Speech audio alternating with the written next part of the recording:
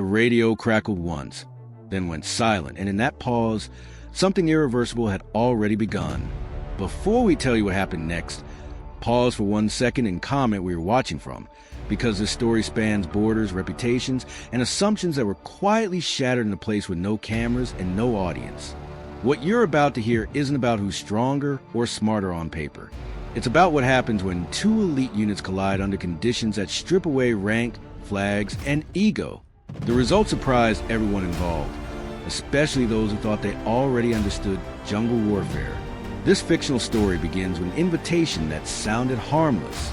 A joint regional exercise, low publicity, no press, designed to exchange tactics between the Philippine Army Scout Rangers and South Korea's Special Warfare Command. On paper, it was cooperation. Unofficially, it felt like a test. Both units had global reputations, but very different identities. The Koreans arrived disciplined, methodical, precise. The Rangers arrived quiet, relaxed, almost casual. That contrast planted the first seed of doubt, because in elite circles, confidence is loud, but danger is often silent. The location mattered. Deep jungle terrain, humidity hovering like a weight on the lungs, visibility reduced to instinct and sound. This wasn't controlled training ground. This was a place where maps lied, and experience spoke louder than doctrine. The Korean Special Warfare Command had trained in mountains, snow, and urban combat. The Scout Rangers had grown up in environments where the jungle wasn't an obstacle but a language. No one said it out loud, but both sides wondered the same thing. Whose environment would decide the outcome? The exercise framework was simple. Two opposing forces, limited communication, no live ammunition but full tactical freedom. Capture objectives, avoid detection, adapt. No referees hovering over shoulders. Observers would analyze decisions afterward. What wasn't written in the briefing was that pride would enter the equation the moment boots hit the soil. The Koreans moved in tight formations, scanning sectors with precision. The Rangers dispersed naturally, spacing uneven, movement irregular. To outside observers, it looked unstructured. To the jungle, it looked like camouflage. Tension began early. A Korean patrol detected movement, faint, almost imagined. Sensors showed nothing. No broken branches, no tracks, just a feeling. The patrol halted, disciplined, silent. Minutes passed. Nothing happened. They moved again, assuming false alarm.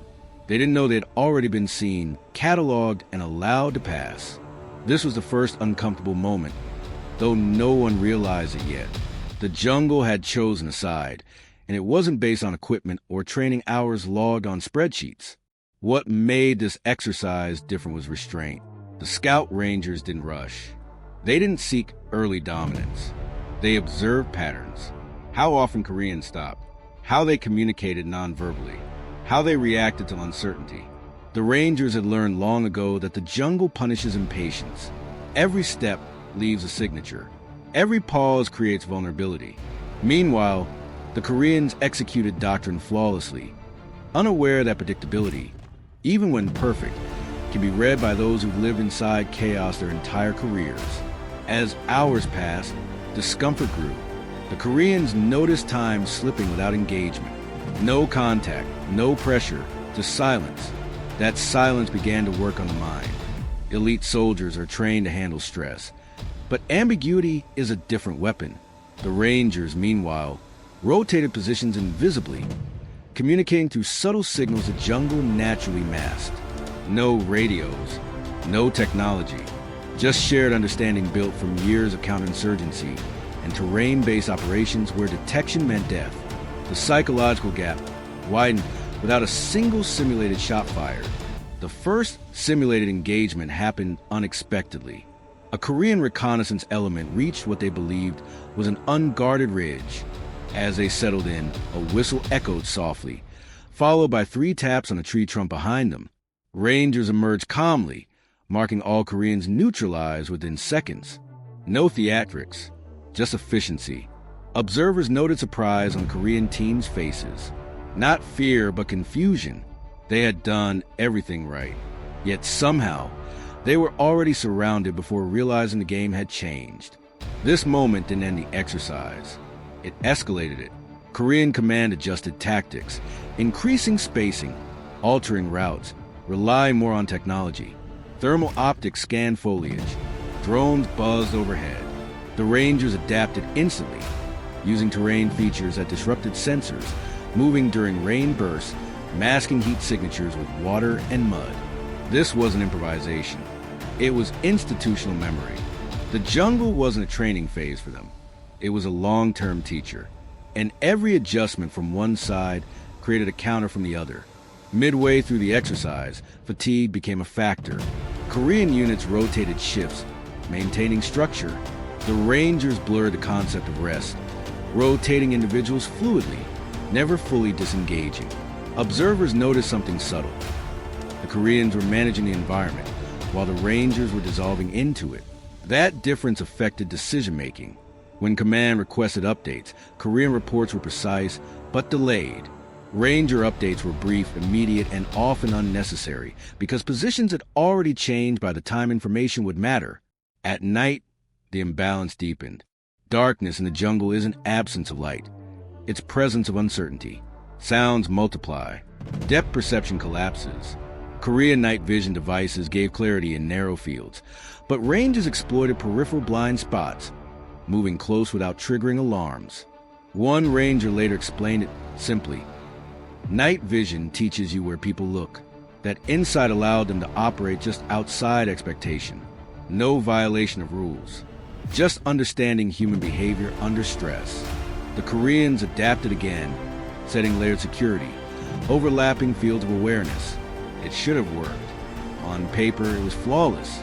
Yet Rangers infiltrated through patience, waiting hours for patterns to settle before slipping through gaps that only existed temporarily. The jungle rewards those who wait. Each successful penetration increased Korean frustration, not because they were losing, but because they couldn't identify a single catastrophic mistake. The discomfort came from realizing the opponent wasn't reacting emotionally at all. By day 3, the exercise reached its climax. Both sides were tasked with securing the same objective zone. Observers expected a decisive confrontation. Instead, the Rangers arrived first, then left traces deliberately, guiding Korean units into a false sense of dominance. When Koreans secured the zone, believing they had won positioning, they were quietly marked from multiple angles. The Rangers never contested openly. They simply demonstrated that control doesn't require occupation. Influence can exist without presence. The exercise concluded without formal victory declarations. That itself was telling. Debrief sessions replaced scoreboards. Korean commanders spoke candidly about lessons learned. Ranger leaders listened more than they spoke. Observers noted mutual respect forming, replacing early assumptions. The unexpected result wasn't that one unit was better. It was that context mattered more than reputation. Elite performance isn't universal. It's environmental. And the jungle, indifferent and ancient, had exposed that truth without bias. What viewers often miss in stories like this is the pain point it reflects. We're taught that excellence is transferable everywhere. That mastery in one domain guarantees success in another. This exercise challenged that belief. It showed how overconfidence in systems can blind even the best. The Rangers didn't win by being stronger or smarter. They won by refusing to impose structure where adaptation mattered more. That lesson applies far beyond military context, which is why this story resonates. During final interviews, a Korean operator admitted something rare. He said the hardest part wasn't being outmaneuvered. It was realizing how much energy had been spent fighting the environment instead of listening to it. That statement lingered. The Rangers had learned to listen early in their careers. Not to orders alone, but to terrain, people, patterns. That listening created intuition that no manual could replicate. The exercise didn't humiliate anyone. It humbled everyone. The twist many expected never came. No dramatic reversal, no last-minute ambush. The ending was quiet, almost anticlimactic. Yet that was the point. Real mastery doesn't announce itself. It operates below noise. The result surprised people because it challenged how success is usually framed online. No explosions, no bravado, just Subtle dominance built on patience and familiarity. That subtlety made the outcome more powerful and harder to dismiss as luck or coincidence. As observers compiled reports, one phrase appeared repeatedly: environmental fluency. Not adaptability, not toughness, but fluency. The Rangers spoke the jungle's language. The Koreans were learning it. That distinction mattered. Fluency allows creativity under pressure. Learning requires translation, which costs time. In high-stakes environments, time is the most expensive resource. The exercise became a case study not in tactics, but in mindset, and that's why it continues to be discussed quietly. For viewers watching this now, the takeaway isn't about choosing sides. It's about recognizing where you're fluent and where you're translating. Many people operate daily in environments they don't fully understand, relying on tools instead of intuition. This story asks an uncomfortable question. Are you mastering your environment or merely surviving it? That question lingers longer than any highlight reel, because it points inward instead of outward. In the final moments, both units exchanged patches, a symbolic gesture, but sincere. No speeches, no declarations, just acknowledgement. The jungle returned to silence, indifferent to the humans who had passed through. The unexpected result wasn't recorded as a win or loss. It was recorded as a lesson, and lessons like this don't age. They wait for the next person willing to listen. Looking back, analysts noted how assumptions shaped early perceptions. Many expected the Koreans' technology to dominate.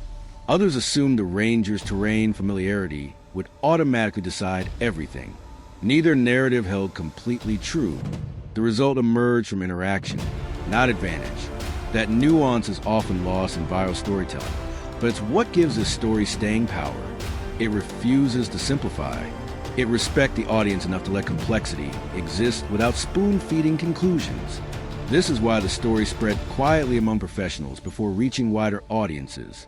Not because it was sensational, but because it was instructive.